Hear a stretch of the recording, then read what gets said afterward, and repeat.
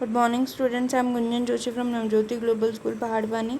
आज हम अपनी क्लास 8 का चैप्टर 11 जब सिनेमा ने बोलना सीखा पढ़ने जा रहे हैं हम। तो यह पार्ट है, वे सभी सजीव हैं, सांस ले रहे हैं, 100% बोल रहे हैं, 78 मुर्दा इंसान जिंदा हो गए, उनके बोलते बातें करते देखो। देश की पहली बोलती फिल्म आलम आरा के पोस्टर पर विज्ञापन की ये कुछ पंक्तियाँ थी कि वे सभी सजीव हैं, सांस ले रहे हैं, 100% बोल रहे हैं, 78 मुर्दा इंसान जिंदा हो गए, उनके बोलते बातें करते देखो। 14 मार्च 1931 की वह ऐतिहासिक तारीख भारतीय सिनेमा में बड़े बदलाव का दिन था, जब ये क्या आई थी, पहली बोलती फिल्म आई थी भारत में। इसी दिन पहली बार भारत के सिनेमा ने बोलना सीखा। हालांकि वह दौर ऐसा था जब मूक सिनेमा लोकप्रियता के शिखर पर था। पहली बोलती फिल्म जिस साल प्रदर्शित हुई उसी साल कई मूक फिल्मों वे विभिन्न भाषाओं में बनी, मगर बोलती फिल्मों का नया दौर शुरू हो गया था। पहली बोलती फिल्म आलम आरा बनाने वाला फिल्मकार थे अर्देशिर एम ईरानी। ठीक है, अर्देशिर ने 1929 में हॉलीवुड की एक बोलती फिल्म सो बोट देखी और उनके मन में बोलती फिल्म बनाने की इच्छा जागी। पारसी रंगमंच के लिए लोकप्रिय नाटक को आधार बनाकर उन्होंने अपनी फिल्म की पटकथा बनाई। ठीक है, इस नाटक के कई गाने जो के तो फिल्म में लिए गए, जो के तो मतलब जैसे थे वैसे ही। एक इंटरव्यू में अर्देशिर ने उस वक्त कहा था, हमारे पास कोई संवाद लेखक नहीं था, गीतकार नहीं था, संगीतकार भी नहीं था, इन सब की शुरुआत होनी थी। अर्देशिर ने फिल्म के गानों के लिए स्वयं की धुनें चुनी। फिल्म के संगीत के महज 3 वाद्य, तबला, हारमोनियम और वायलिन का इस्तेमाल उन्होंने किया। ठीक है, आलम आरा में संगीतकार या गीतकार में स्वतंत्र रूप से किसी का नाम नहीं डाला गया। इस फिल्म में पहले पार्श्व गायक जो थे बने WM खान। पहला गाना था दे दे खुदा के नाम पर प्यारे, अगर देने की ताकत है। आलम आरा का संगीत उस समय डिस्क फॉर्म में रिकॉर्ड नहीं किया जा सका। फिल्म की शूटिंग शुरू हुई तो साउंड के कारण नहीं किया जा सका, रिकॉर्ड नहीं किया जा सका बोलते हैं वो। फिल्म की शूटिंग हुई थी तो साउंड के कारण इसकी शूटिंग रात में करनी पड़ेगी। मूक युग की अधिकतर फिल्मों को दिन के प्रकाश में शूट कर लिया जाता था, मगर आलम आरा की शूटिंग रात में होने के कारण इसमें कृत्रिम प्रकाश व्यवस्था करनी पड़ी, इसमें काफ़ी प्रकाश की व्यवस्था करनी पड़ी। यहीं से प्रकाशन प्रणाली बनी जो आगे फिल्म निर्माण का जरूरी हिस्सा भी बनी। आलम आरा ने भविष्य के कई स्टार और तकनीशियन तो दिए ही, अर्देशिर की कंपनी तक ने भारतीय सिनेमा के लिए 150 से अधिक मूक और लगभग 100 स्वाक फिल्में बनाई थी। Alam Ara film Arabian nights जैसी फैंटेसी थी। ठीक है, तो वो एक फैंटेसी से कम नहीं थी। मतलब फैंटेसी मतलब बनावट जो हम अपने दिमाग में अपने मन में बनाते हैं ना।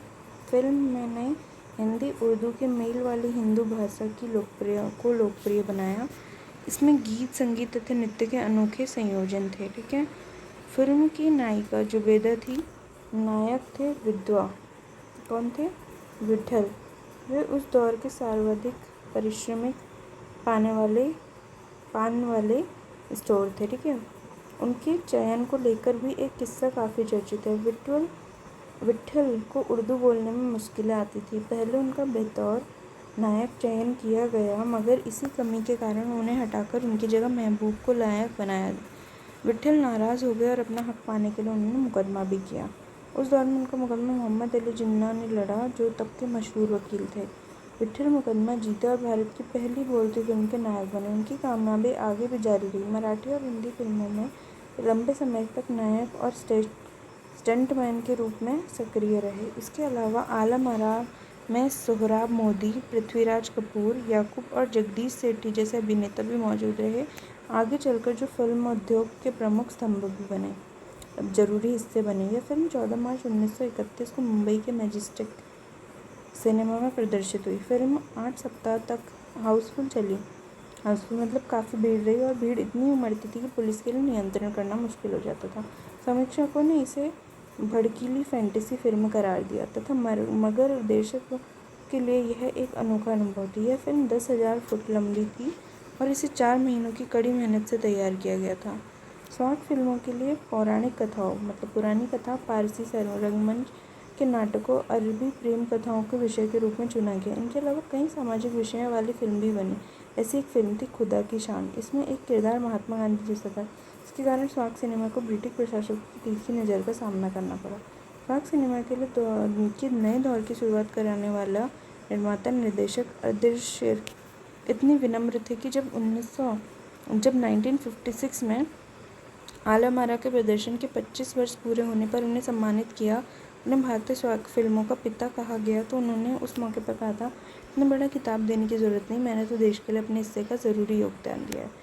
जब पहली बार सिनेमा ने बोलना सीख लिया, जिन सिनेमा ने काम करने के लिए पढ़े लिखे अभिनेत्रियों की ज़रूरत भी शुरू की होगी, क्योंकि साथ भी बोलने थे, सिर्फ अभिनय से काम नहीं चलने वाला था। मूक फिल्मों के दौर में तो पहलवान जैसे शरीर स्टंट वाले करने वाले, शिरकुल करने वाले अभिनेताओं से काम कराया जाता था, तो अब उन्हें संवाद बोलना था और गायन की प्रतिभा भी कद्र भी होने लगी थी।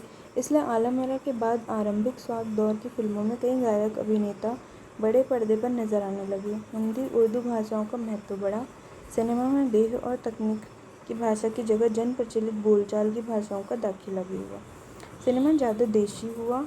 एक तरह की नई आज़ादी थी, जिससे आगे चलकर हमारे दैनिक और सार्वजनिक जीवन का प्रतिबिंब फिल्मों में बेहतर होकर उभरने लगा। अभिनेता और अभिनेत्रियों की लोकप्रियता का असर उस दौर के दर्शकों पर भी खूब पड़ा था। माधुरी नाम की फिल्म में नायिका सुलोचना की हेयर स्टाइल उस दौर में औरतों में लोकप्रिय थी। औरतें अपनी केश सज्जा उसी तरह कर रही थी। अर्देशीर ईरानी की फिल्मों में भारतीय के अलावा ईरानी कलाकारों ने भी अभिनय किया था। स्वयं आलम-आरा भारत के अलावा श्रीलंका, बर्मा और पश्चिम एशिया ने पसंद की गई। भारतीय सिनेमा के जनक फाल्के को स्वाग सिनेमा की जनक अर्देशीर ईरानी की उपलब्धि को अपनाना नहीं था, क्योंकि वहाँ से सिनेमा का एक नया युग शुरू हो गया था। इसने लिखा है ये प्रदीप तिवारी ने। चलिए अब हम पाठ में प्रश्न अभ्यास की ओर बढ़ते हैं। जब पहली बार बोलती फिल्म प्रदर्शित हुई तो उसके पोस्टर पर कौन से वाक्य छपे, उस फिल्म में कितने चेहरे थे, स्पष्ट कीजिए। तो क्या बोल रहे हैं, जब देश की पहली बोलती फिल्म का विज्ञापन छापा गया तो उसमें लिखी थी ये लाइनें, वे सभी सजीव, ये कुछ पंक्तियाँ थी, वे सभी सजीव हैं, सांस ले रहे हैं, 100% बोल रहे हैं, 78 मुर्दा इंसान जिंदा हो गए, उनको बोलते बातें करते देखो। दूसरा क्या प्रश्न था,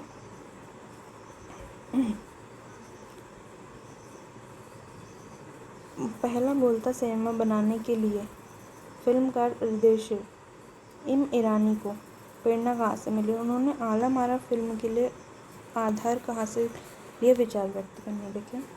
फिल्मकार अर्देशीर ईरानी ने 1929 में हॉलीवुड की एक बोलती फिल्म सो बोट देखी और तभी उनके मन में बोलती फिल्म बनाने की इच्छा जगी। इस फिल्म का आधार उन्होंने पारसी रंगमंच के लोकप्रिय नाटक से लिया था। विट्ठल का चयन आलम-आरा फिल्म के नायक के रूप में हुआ, लेकिन उन्हें क्यों हटाया गया, विट्ठल ने पुनः नायक होने के लिए क्या किया, विचार प्रकट कीजिए। देखिए, विट्ठल को फिल्म से इसलिए हटाया गया था क्योंकि उन्होंने उर्दू बोलने में परेशानी थी। पुनः उन्होंने अपना हक पाने के लिए मुकदमा करा और मुकदमा जीत गए तो भारत की पहली बोलती फिल्म में नायक बने। पहला स्वाग फिल्म के निर्माता निर्देशक अर्देशीर को जब सम्मानित किया गया, तब सम्मानकर्ताओं ने उनके लिए क्या कहा था, अर्देशीर ने क्या कहा और इस प्रसंग में लेखक ने क्या टिप्पणी की है, लिखिए। पहली स्वाग फिल्म में निर्माता निर्देशक अर्देशीर को प्रदर्शन के 25 वर्ष पूरे होने पर सम्मानित किया गया और उन्हें भारतीय स्वाग फिल्मों का पिता कहा गया, तो उन्होंने उस मौके पर कहा, मुझे इतना बड़ा खिताब देने की ज़रूरत नहीं, मैंने तो अपने देश के लिए अपने हिस्से का ज़रूरी योगदान दिया। इस प्रसंग की चर्चा करते हुए लेखक ने अर्देशीर को विनम्र कहा है।